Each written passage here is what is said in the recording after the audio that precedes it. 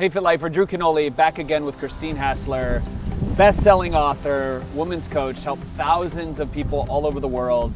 Phenomenal, inspiring woman. Thank you for coming on today. Thank you. And today we are talking about emotional support. Now, a lot of people email in and they're like, Drew, I have all these cravings. I crave sugary things, I crave fat. There's a different reason for each one of those of why you crave it, and Christine's gonna get to the bottom of it in this Mindset Monday.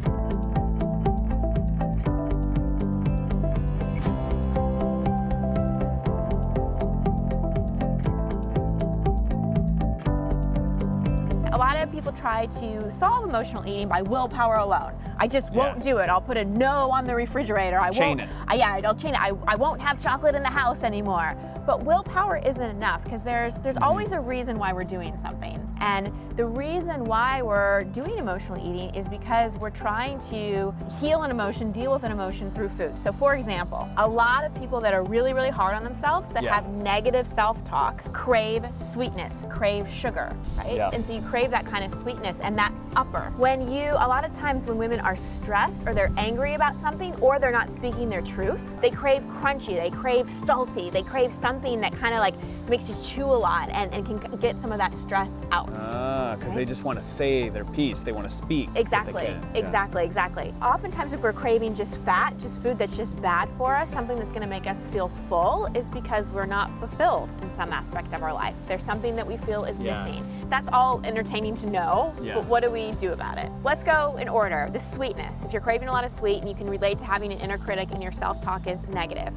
Where most people trip up in self-talk is they think they have to go from being a fierce critic and negative self-talk to talking to themselves like, I'm the most amazing person in the world. Like, I'm beautiful, I'm empowered, I'm successful. And that's a really hard leap for our conscious mind to make. It's a big pendulum swing. So you can go from being awful to yourself to, I'm doing the best I can. I'm willing to grow. Do you do the Ho'opono, Ho'opono, Ho'opono? That's a great one. Do they know that one? Ho'opono, Ho'opono, Ho'opono means I love you, thank you, I'm sorry. So say that over and over, and you'll feel this gentle calmness start to come over you. It's just shifting. It's not being, and know that the thing about the inner critic is we think it helps us. We think we're going to motivate ourselves by being hard on ourselves. We think that that voice inside our head that's telling us, you know, you need to go to the gym and you're overweight and you're not pretty, or whatever that is, we think that's going to motivate us to not eat or to exercise or whatever. And it does to a certain extent, but it's depleting and it's not sustainable and it doesn't last. So we have to find that inner coach. You know, we have to find that voice inside of ourselves that is kind to ourselves. I dealt with depression. I dealt with a lot of stuff that a lot of people dealt with. Body image stuff, health stuff, financial stuff, relationship stuff. I mean, I've checked all the boxes. And the thing that has moved the needle most in my life is changing my relationship with myself and really being kinder to myself and gentler to myself, and knowing that that inner critic who thinks she's helping me actually isn't. And if we're not giving to ourselves what we so freely give to other people, you know, so many of you out there might be people pleasers, you might be so generous to other people. You deserve that same kind of treatment. So you can do it because you do it for other people. I feel like she's talking to me right now.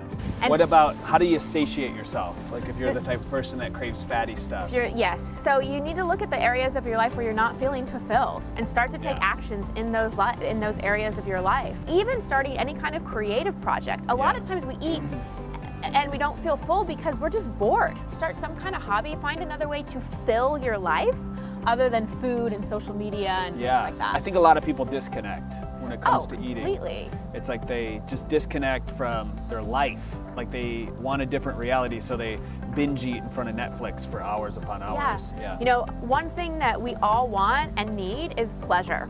Another thing we all want and need is feeling relaxed, feeling soothed, feeling comforted. So how do you soothe yourself? So there's a couple ways. One is there's simple ways you can just put yourself back into your parasympathetic nervous system, right? So show me, let's do this. Okay, so taking a really deep breath.